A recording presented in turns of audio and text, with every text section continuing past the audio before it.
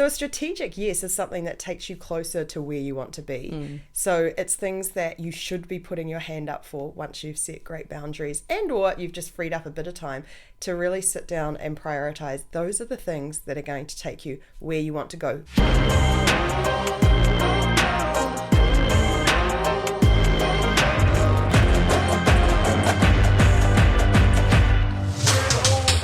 Welcome to Powrup, the podcast that uncovers the unique challenges women leaders face today.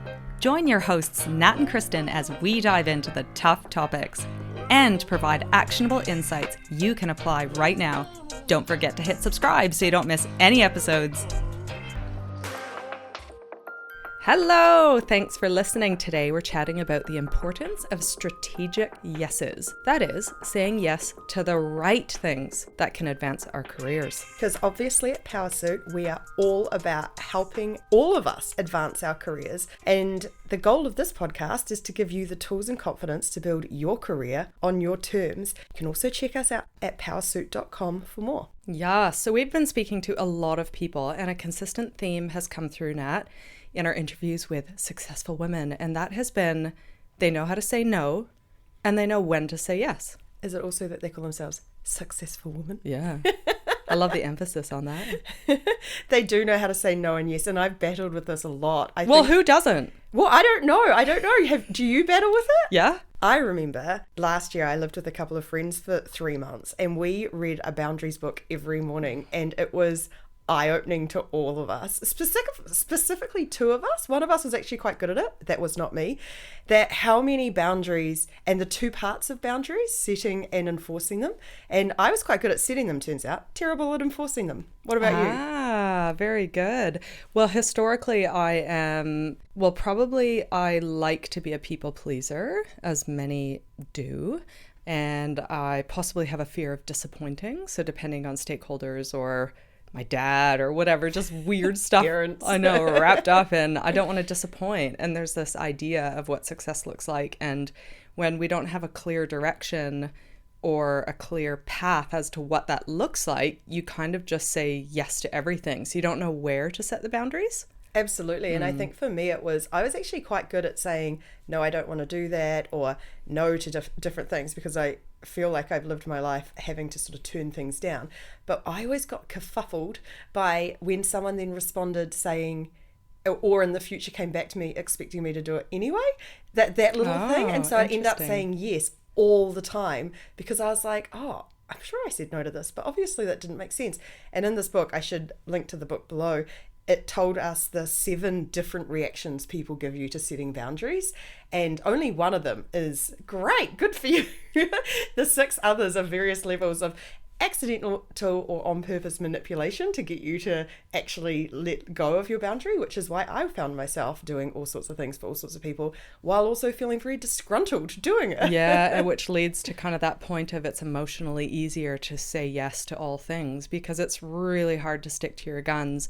Anyone who has a codependent relationship or an emotionally dependent friend or children, it is really hard. It's easier just to say yes, fine. Yeah. Eat that thing that you're not allowed to eat, do the thing you're not allowed, because it's exhausting. And we have different thresholds for confrontation and conflict, but it does feel very conflicty to say no. That is something that I think a lot of women struggle with, that idea of in the moment just being really clear and calm and saying no, and not feeling like that's a conflict situation, which it's not. For a lot of people, that's not actually conflict. It's just that we probably have internalized through socialization to be people pleasers. Yeah. And that I think there's a lot of research around women and how we're socialized from quite early to say yes to things and to do things for other people and look after other people and put other people's needs first, which I imagine gets worse when you have children. Yeah, and I think the ability to say no diplomatically is very hard, because while you hear no as a full sentence, and it can be, it's quite abrupt and it can feel a bit rude when you just say no. So there are probably lots of diplomatic ways to do it. I don't know, we could probably include some of those over socials this week, actually. Yes, let's do that. But, you know, we do need to learn to get better at setting boundaries, which will be a different podcast episode. We can't be all things to all people. There are insane levels of burnout now. I saw a stat the other day that 47% of women in the workplace identify themselves as burning out. So that isn't great. And if you do feel like you're burning out, you are clearly not alone. Yeah. If you look to both sides of you, one other of those women will be feeling the same, which is shocking. Yeah, no, it's crazy. So if we kind of say we recognize there's power in the word no, we'll put some cool stuff up on socials this week. Let's talk about how to know when to say yes and what a strategic yes is. Do you want to kind of kick that off? Yes, I do. So talking first about identifying what a strategic yes is. Yeah, what is it? What is it? I love how you always ask me to, and then I ask you back. What? I'm putting the hard work on you. Go.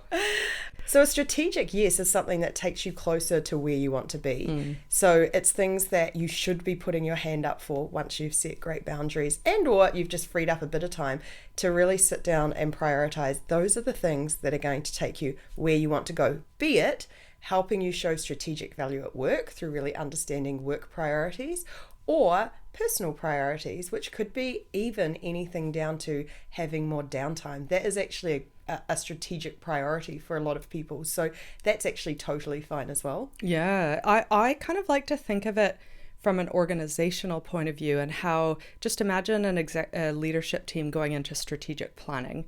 They're often asking them and deciding on things like, what impact do we want to have? And we do that at Powrup. Why do we exist? What impact do we want to have? For who? And how are we going to achieve that impact, and what are our strengths and what are we best positioned to do? What specific priorities of work do we have to do to reach that? So an organization is going, what are all the things we have to knock off this year in order to reach these strategic goals for this organization? What resources do we need is the next question. So how much money do we need to do it? What type of people do we need to do it? What are the special skill sets involved in reaching our strategic goals? And how will we know we're making progress? How are we actually measuring if we've reached the thing or we're hitting the thing? So I kind of like thinking from an organizational perspective, because probably a lot of people have been involved or heard of some of those decisions being made and recognize that at that level, it's really no different than taking it down to the organization of you. And also thinking, what impact do I want to have this year? What do I personally need to do? What resources do I need? It's probably time, it's probably carving out that time. It could be working on a particular type of project.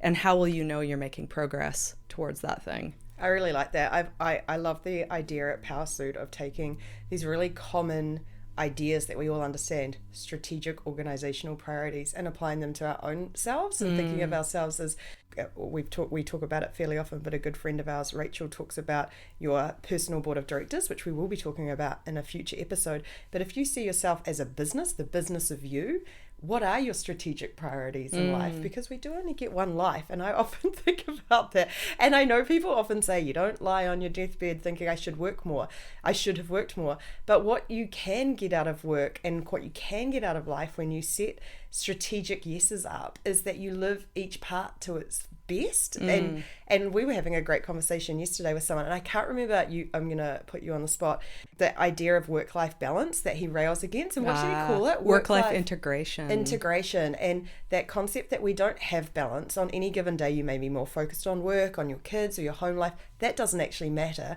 It's about across every part of what you do, what are your priorities, and making sure you spend a lot of your time working towards them rather than getting caught up with all the other madness it's knocking at our doors all the time. Yeah, I'm still mulling that one because I'm trying to think integration. I think it's how I live. Like, I don't go work time, lifetime. Like, it's all kind of I've worked like it's, and I'm crossing my fingers together, like it's threaded together, and I flow in and out of these states. And I do have carved out times where I have to work on work stuff.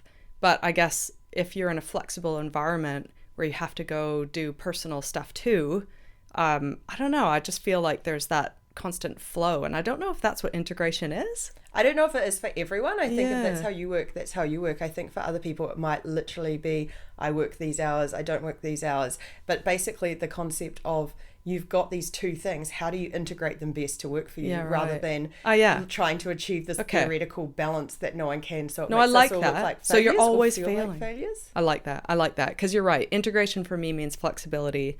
And I've got blocks of time that I have to flip back and forth between all things. But I don't, at the end of the day, go, did I achieve balance? Like it's just fluid for me. And most of us can't achieve balance on the micro level because, I mean, that's impossible. Yeah. One thing I thought would be interesting to chat about was I wonder if there's a bit of a tension between this like self strategic yeses and greater organizational strategic yeses. And, you know, I think if your goal is to advance in your career, in your organization, those have to be super aligned. And it might be interesting to chat about that. Like if you had, yeah, like if your specific goal is to advance in your career at your organization, you kind of see a pathway, you recognize those leadership levels, you've got a goal to get there. I think it's really important that we talked up top of this podcast about the organizational, what's the impact they want to have, how is it being measured? Those are effectively the goals of an organization, which I assume will have annual goals. It's important that we are across what they are. And while an organization, in my opinion, should be really transparent about what those are, that creates a great culture saying, this is what we're looking to achieve, here's our priorities. And your manager should be saying, this is how your work fits into that. This is how you're moving the needle. That's not always the case. And so I think, and I've had some experiences we'll chat about later, that you have to go and find that stuff out so that you are strategically doing the right stuff and saying yes to the right things. What are your thoughts? I find that really fascinating because I think it comes back to one of the core principles of Powrup, which is us taking control and building our own leadership playbooks. And that starts with choosing what jobs you apply for. And depending on your age and stage, the job you might apply for and your strategic priorities for yourself right then might be having a little bit less mental burden on yourself, or earning an income for your family, or it could be a really purpose-driven situation, or it could be saying yes to an opportunity that takes you towards the job you'd ultimately like to get. So I think that is one of the coolest things that I feel like we focused on a lot at Powrup is work doesn't happen to us. We actually, many of us, and this is not always the case, but many of us have the ability to proactively choose the organizations we work for based on our strategic alignment of, does this organization take me closer to where I want to be? And that could be anything from really believing in the organization's vision and really want to take part in an organization that's changing the world in a way that you want to change the world. But it doesn't have to be. It could be a really cool role that puts you in a position to leapfrog to the next step. Either way, we actually are in control of that. No one's forcing us to stay at an organization. And if we have this idea of a strategic priority list for ourselves, we're in a much stronger position to make the correct choices with our jobs and not just sort of settle for a job that's offered to us, or a role that we found on some job hunting platform, that we're actually proactively thinking, what do I want to do? And then once we get in, how am I going to do it the best that I can? Yeah. No, love that. I love that. And once you do get in, I do think it's really important that you have those tough conversations about transparency as to what does success look like at your level, at the next level, department wide, whatever that might be. And then for you really to be clear on how is it that you're impacting that? Absolutely. And I think one of the hidden things in our lives is the damage or the extra mental load that occurs when you are not aligned with the work that you do. And I've experienced that before on multiple occasions, actually. And it's nobody's fault. It's not like it's a terrible organization. I just realized, and I remember this years ago, I suddenly realized this organization is, the board doesn't want the same things for the company that the company says that they want, and I want something different for it. What am I doing here? So it's time to say, best of luck, be well, off I go. And I think that's something that I've realized is when you wake up every day, and if you don't actually believe in what the organization's doing, and I don't mean that on a higher purpose level, but that they are actually committed to supporting you or committed to the values that they have written down, or that those values don't align, it's actually okay to say, not for me. But I think a key thing there is you need to know what those things are. And like you said, many managers don't necessarily realize, and this is a hot tip for us, realize the value of storytelling and repeating all those things about an organization. Sometimes it's on you to go and hunt them down and internalize them, learn them, embed them in your day-to-day action. 100%. And my hope is that most people that are listening are in a situation in an organization they care deeply about and are really happy. So assuming that, now would be the time for you to think very carefully, what are your strengths? Like, what are your unique superpowers in this organization? Why did you get the role? What does success look like in your role? And how does that align with how the organization can use your specific superpowers to move the needle on their success criteria? And that really results in you recognizing your value to an organization. So when you're up for performance review or you're looking to ask for a pay rise, you're really clear, not only, we talked about this in our very first episode, on what the organization is trying to do and how you're specifically contributing to that. And if you're really passionate about that, that should form part of your strategic yeses. Absolutely. And I wonder if that moves us on to how to identify them, because the first step is goal setting.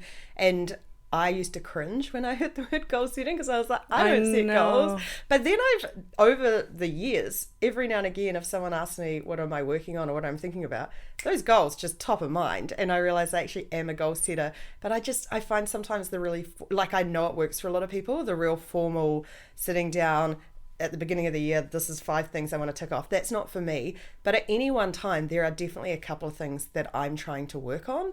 And that could be anything from, we've talked a lot about exercise, of like making sure that I'm looking after my body and my health. That could be a goal that I'm specifically working on personally, all the way through to learning a new skill. And when you talk about that alignment with the company, if you learning a new skill actively helps that company, that's pretty epic, right? Yes. And knowing that gives you a lot of power when you are in performance reviews, but also day to day when you are walking around the office. And I'm sure if you're anything like us, there's a million people needing a million things of you. But if you know these are the things that I need to achieve to get where I want to go, it makes it a lot easier to know which things are and which things aren't going to take you there. Yes, and this is where the power of networking comes in. This can happen in your organization, and it can be really scary to reach out and tap people, different stakeholders across the organization. But it is so important. Again, you talked about us taking control of that. That literally could be you spending 20 minutes or having a couple different coffees a month, or even Zoom calls, whatever that might be, with different stakeholders throughout your organization to understand in their eyes, what is success? How might your department, your role, whatever, what do they see in the future? How can you use your strengths and superpowers that way? I think networking can be so powerful, and co-collaboration. So while I recognize there will be personal things, there'll be learning and development things that you personally want to do, there'll be wellness goals that you might have. But when it comes to work, if you really want to move the needle in an organization, often they can't be created in isolation. Like, you actually have to co-create those. You have to co-create them not only with your manager, but also get different data points from around the organization so you're really clear. And then you can kind of point to those at those performance meetings. Absolutely. And the only addition I'd say to the networking thing is go armed with knowledge. As a leader, I have been frustrated in the past, and people come book a hour meeting and ask me questions that they could potentially have found out themselves. Mm-hmm. Like, I am much more excited and open when someone comes and says, I've checked out the vision and mission for the company. I see the strategic priorities for the company. I see myself sitting here. I'd really like to understand these 3 things that I've figured out. Does this what you expect, or is it like, do that work? And you will be looking pretty good in the eyes of the people you go to. If you just tap them on the shoulder and sort of do the whole thing with them, they'll be like, another person coming to me asking for more help with stuff that they should have sorted out on their own. So it's fair. really really be very careful to make sure that you have done the work when you go to people. Yeah, and it's respectful of people's time as well, isn't it? Absolutely. Yeah. So what are your goals at the moment? Do you have any at the moment? Well, I'm not convinced I've got like a really specific power suit goal, but obviously it's to get this thing off the ground, and we've got a really big vision for enabling women to take up more space. And so how that looks ultimately in a scaled digital product is a question mark. So I think for now it would be, we're learning as much as we can. We're launching an exciting pilot this week that people can take part in, and that is our first paid product of Powrup, which is really exciting. So the goals would be that we learn very quickly and we actually start to create something of value that people are willing to pay for. I do have a personal goal of getting fit, so I'm still working towards that, and very sore after a gym session yesterday with a friend. So heart could hardly walk yesterday, groaning every time I sat down, stood up, walked down the stairs. She was. I can attest to that. I was. There's that. I've just been mulling over personal development, and we were chatting about this yesterday, Nat, but if we've been asked to more and more speaking gigs, and so really getting clear on what are the areas that we want to own as leaders? Like, what are those areas? And we don't know everything. What? So is it, we know a lot about women. We know a lot about women in the workplace and leadership, and we've got our own personal stories, which is amazing. But do we want to add additional things to our arsenal? Like, do we want to deep dive into the future of work, what that looks like and how that could benefit women? Do we want to look into AI and deep dive into that and how that could benefit women? So there's maybe something there about thought leadership space. What about yours, Nat?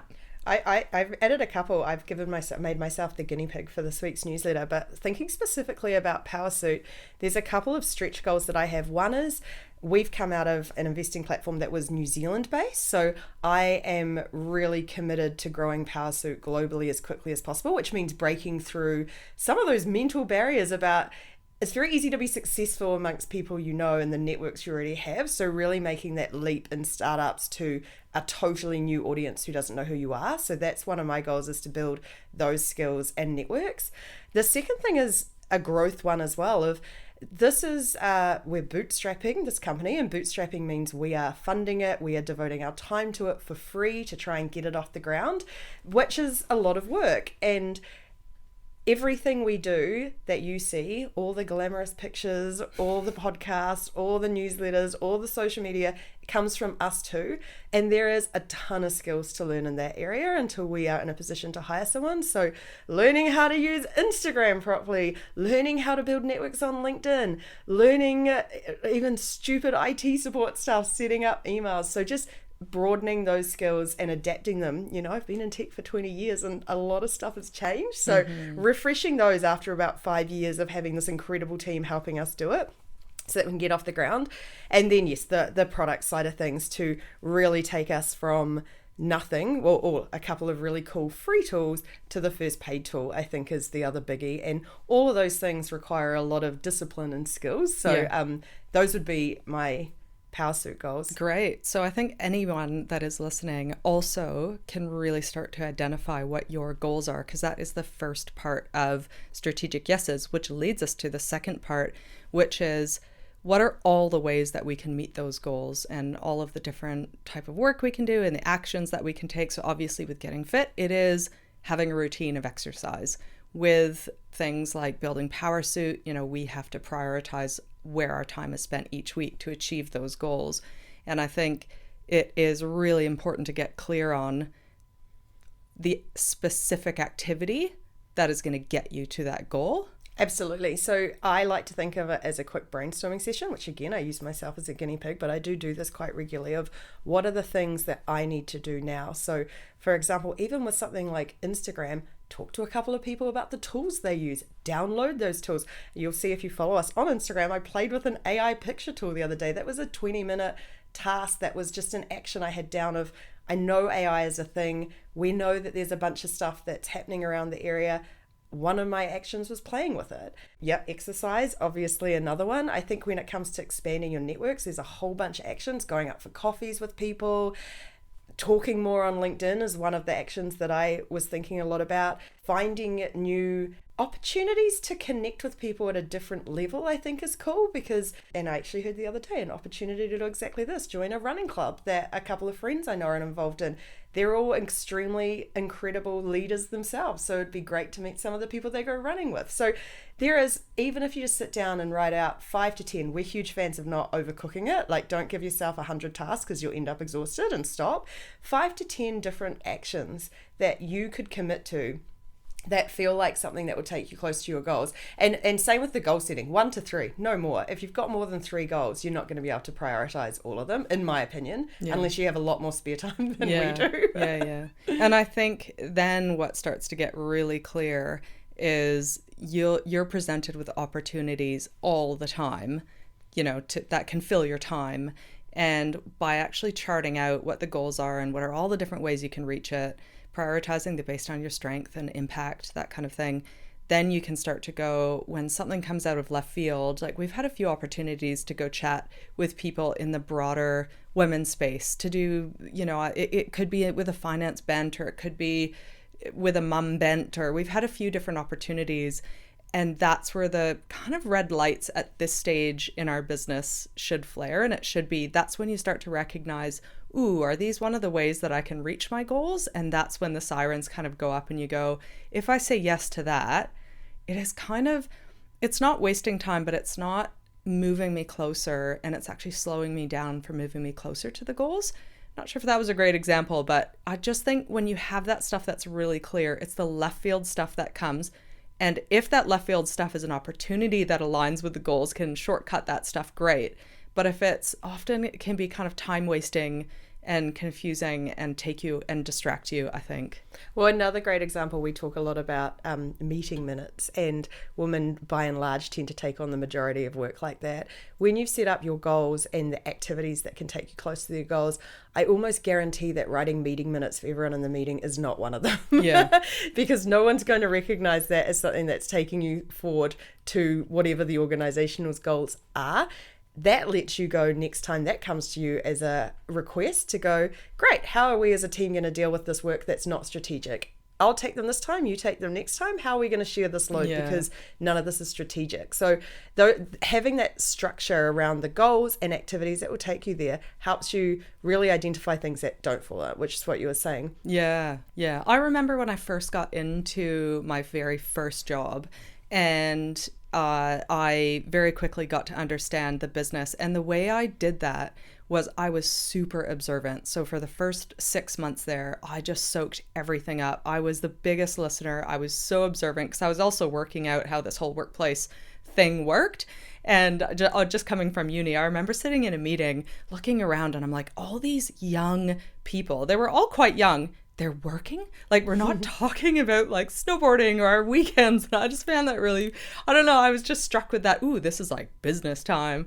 So I had to put my business time suit on. Probably all scrolling Facebook or something. No, it was amazing. All these passionate people. It was quite an interesting workplace to be. It was great.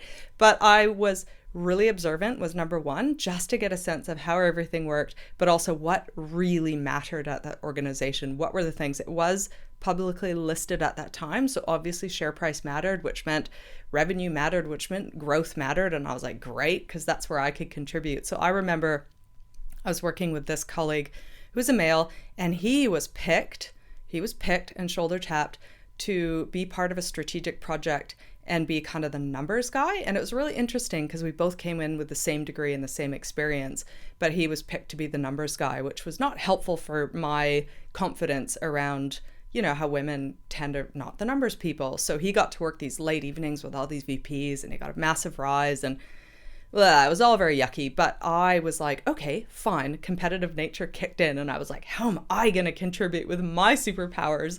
There might not be numbers at that time, but it was all about, we were opening up a new resort in the States, and I just had to figure out how could I add my superpowers to help them make that decision of they were looking at a couple different locations. So I did. I put my hand up and I came to them and I said, I can really help you narrow the decision as to what resort you can look at based on the population and a target market that we're attracting and the amount of people in that area and the money that they have and the other services and amenities around. So I actually embarked on a big market research project that was not part of my JD. I wasn't hired to do that, but I was like, competitive nature, I need to be involved here and insert myself and help them with this. And it actually turned out really well. And made a name for myself. So that was something where I kind of had to take a bit of control. And rather than sit back and fall into victim mode, like I was like, I got to do that too. Like I really have to, do that. Work the system, build your own playbook. Yeah. And I completely agree with that, because I think we have all been in situations where you, as a leader, offers a woman an opportunity and they go, oh no, I'm too busy. And you're like, this would be so good for you. Yeah. And I would love for you to have taken some of the other things that you didn't need to do off your plate and really see this as an opportunity. And I'm sure I've done the same in my younger years. And that is one of the easiest ways you can end up not having that relationship that you could have, because you haven't recognized your strategic yes. And in your case, they didn't offer you the opportunity. In many cases, you may get it in a way that's slightly different from what you think. And so I suppose the last point for today is strategic yeses aren't always the answer to a question. People may not ask the question, will you do this? Will you step up? Will you take part in this project? They will talk about the project, and your job is to go, yes, I'm going to be part of that. No question needed to be asked for you to do that. Yeah, I love it. That's great. So you can identify strategic yeses. This is a reminder, by setting goals. So even if you're on your next walk or you're just moving, sometimes those are the best places to be thinking. Start to think about your goals. Start to think, do they align with organizational goals? If not, take some action to figure out what those are. The second point is to start to brainstorm all the ways that you can meet those goals. There's probably a number of things that you can do. And then the yeses are to the things that move you closer to your goals. So it sounds simple, but it's hard because the world is noisy and stuff's coming left, right, and center. But I think practice makes perfect, and we get better at this. Start small. Pick one goal. Yeah. Pick 5 things that might take you closer. And like yellow cars, you might start spotting them everywhere. And you know that thing when you buy a yellow car, you see them? When you have this list of 5 things, you might find those opportunities show up a little bit more than you might realize. Please visit powersuit.com. We have lots of free tools and resources for you to start to build a career on your terms. Sign up to our newsletter. You are listening to this podcast right now. Hit follow, number 1. Number 2, give us 5 stars so that we can chat in more people's ears, because that's really important part of our building this vision. Thank you for your support, and we will catch you next time. Bye.